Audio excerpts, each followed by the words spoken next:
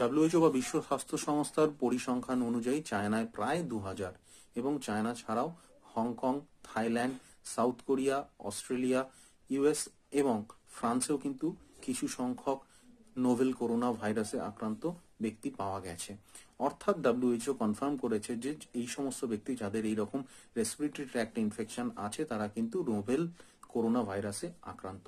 এ বিষয়ে জানি আপনাদের মনে অনেক প্রশ্ন আছে, অনেকে আমাকে প্রশ্নও করেছেন, তো সেজন্যই আজকের ব্লগে যে বিষয়ে আলোচনা হবে সেটি হলো novel corona virus infection. Novel corona virus কি, এর উৎপত্তি কিভাবে হয়েছে, এই ভাইরাসের ইনফেকশন কিভাবে হয়, ইনফেকশন হলে তার সাইন সিমটম কি কি থাকে, এর ট্রিটমেন্ট কি আছে এবং সব থেকে গুরুত্বপূর্ণ যে এটা কিভাবে প্রিভেনশন করা সম্ভব। তো চলুন আজকের ব্লগ স্টার্ট করা যাক।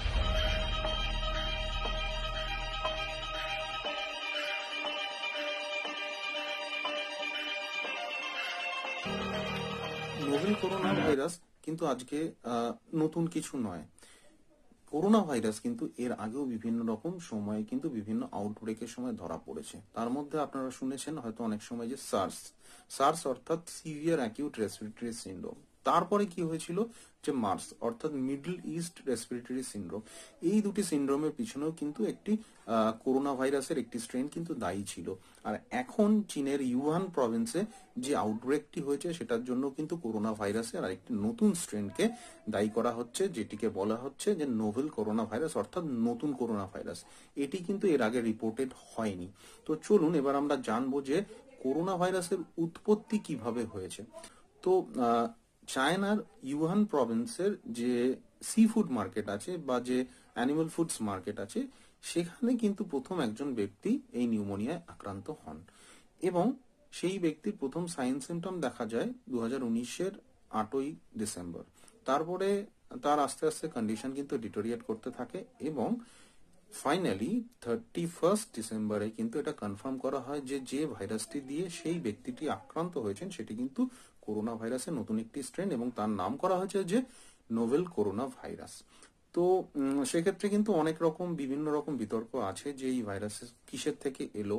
অনেকে বলছেন যে এটার জুনোটিক অরিজিন অর্থাৎ এটি হয়তো কোনো অ্যানিমালের ইনফেকশন ছিল সেখান থেকে এসেছে। কেউ কেউ এটাও দাবি করছেন যে এটা হয়তো কোনো সাপ বা স্নেকের কোনো স্পিসিস থেকে এসেছে। সে বিষয়ে কিন্তু এখনো খুব একটা ক্লিয়ার হয়নি, তো সে বিষয়ে খুব বেশি আলোচনা না করাই ভালো। তো এবার আমরা জানবো যে এটা ট্রান্সমিশন কি হয়, অর্থাৎ এই ভাইরাসে সাধারণত মানুষরা কিভাবে আক্রান্ত হন।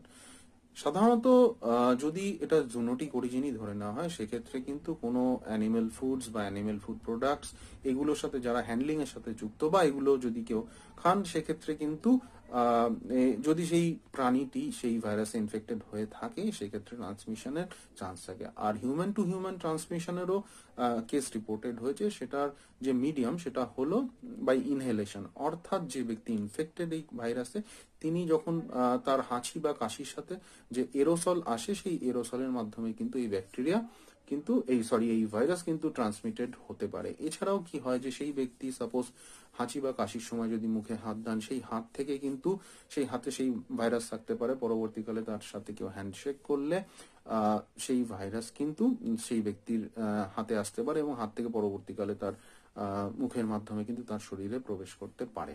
এছাড়াও সেই ব্যক্তির ব্যবহৃত বিভিন্ন রকম জিনিসপত্রের মধ্যে কিন্তু সেই ভাইরাস থাকতে পারে এবং তার থেকে এবং বিভিন্ন সময় বিভিন্ন রকম ক্লোজ কন্ট্যাক্টের মাধ্যমে কিন্তু এই ভাইরাস ট্রান্সমিটেড হতে পারে।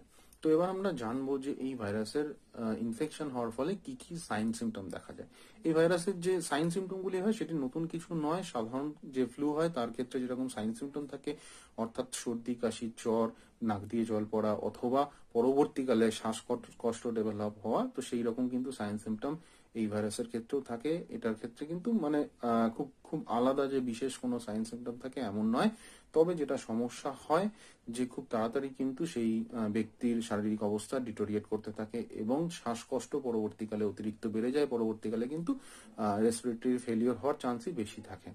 তো আরেকটা ব্যাপারও বিভিন্ন গবেষণায় উঠে এসেছে যে যে সমস্ত ব্যক্তির মৃত্যু হয়েছে এই ভাইরাসের ইনফেকশনে most of them they are aged persons, অর্থাৎ যারা একটু বয়স্ক যাদের একটু ইমিউন পাওয়ার কম তাদের কিন্তু মর্টালিটির চান্স এই ভাইরাস ইনফেকশনে বেশি থাকছে, সেটাই কিন্তু দেখা গেছে। তো এবার আমরা জানবো যে এই ভাইরাসের ইনফেকশনের পরে ট্রিটমেন্ট অপশন কি কি আছে। এই ভাইরাসের কিন্তু স্পেসিফিক কোনো ট্রিটমেন্ট নেই, অর্থাৎ স্পেসিফিক কোনো অ্যান্টিভাইরাল ড্রাগ কিন্তু এখনো অবধি এই অবস্থায় আমাদের কাছে নেই যে অ্যান্টিভাইরাল ড্রাগ দিয়ে এই ভাইরাল ইনফেকশনকে কিওর করা যেতে পারে। কিন্তু সেটা ছাড়া কিন্তু আমাদের একটা সাপোর্টিভ ট্রিটমেন্ট আছে, অর্থাৎ জ্বর, সর্দি, কাশি, শ্বাসকষ্ট সেগুলির যেরকম সাপোর্টিভ ট্রিটমেন্ট হয় সেই অপশন কিন্তু সবসময়ই থাকছে।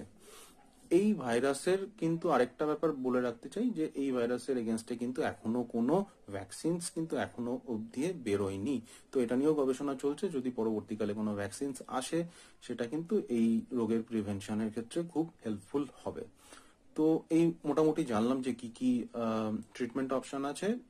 এবার আমরা দেখব যে এই রোগের প্রিভেনশন কিভাবে করা সম্ভব। তো প্রথমেই বলে রাখি যে যে দেশগুলির কথা আমি বললাম, যেরকম চায়না, অস্ট্রেলিয়া, ইউএস, ফ্রান্স, এইসব দেশে এই ভাইরাসের ইনফেকশন কিন্তু ডিটেক্টেড হয়েছে।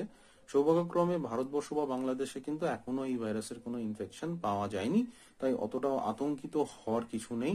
ডেফিনেটলি আমাদের এ ব্যাপারে নলেজ থাকা জরুরি, কারণ যদি কোনো সময় দুর্ভাগ্যক্রমে ইনফেকশন আসে সেক্ষেত্রে আমাদের কিন্তু হাতে কিন্তু কোনো ভ্যাকসিন নেই বা সেরকম কিন্তু প্রপার ট্রিটমেন্ট নেই। তার জন্য সব থেকে ভালো যেটা উপায় সেটা হলো প্রিভেনশন। প্রিভেনশনের ব্যাপারে কিন্তু সিডিসি বা সেন্টার ফর ডিজিজ কন্ট্রোল তারা কিন্তু একটা গাইডলাইন ফিক্স করে দিয়েছেন। তারা বলেছেন যে সাধারণত কোনো আক্রান্ত ব্যক্তি থাকলে তিনি সবসময় যদি মাস্ক ইউজ করেন তাহলে তার মুখ থেকে বা নাক থেকে কিন্তু ভাইরাসের স্প্রেড হওয়ার চান্সটা অনেকটা কমে আসে। যারা ইনফেক্টেড এবং যাদের ক্ষেত্রে যে ল্যাবরেটরি প্রুভড যে যাদের এই ইনফেকশন আছে তাদেরকে আইসোলেশনে রাখতে হবে, তাদের সাথে ক্লোজ কন্ট্যাক্টে আসা যাবে না। এবং কমনলি সাধারণ মানুষের ক্ষেত্রে যেটা বলা হয়েছে যে যখন তারা বাইরে বেরোবে বাইরে থেকে ফিরে আসার পরে তাদের হ্যান্ড হাইজিন মেনটেন করতে হবে, অর্থাৎ মিনিমাম সাবান দিয়ে 20 সেকেন্ড ধরে কিন্তু হাত ওয়াশ করতে হবে। এবং সাধারণত হাত ওয়াশ না করে সেই হাত কিন্তু তাদের মুখে, নাকে বা চোখে কিন্তু কোনোভাবেই দেওয়া যাবে না। আর কোনো ছোটখাটো যদি সর্দি, কাশি বা জ্বর, এই ধরনের কোনো ফ্লু জাতীয় কোনো যদি সিমটম থাকে সেক্ষেত্রে কিন্তু অবশ্যই ডক্টরের পরামর্শ নিতে হবে। তো আজকের ভিডিওতে এটুকুই থাক। পরবর্তী ব্লগে অন্য কোনো বিষয়ে আলোচনা বা আপনাদের কোনো প্রশ্ন থাকলে নিচের কমেন্ট সেকশনে অবশ্যই প্রশ্নটি পোস্ট করবেন। আমি চেষ্টা করবো আমার পরবর্তী ব্লগে আপনার সমস্যা নিয়ে আলোচনা করা। Till then, take care and stay fit, be healthy. Thank you.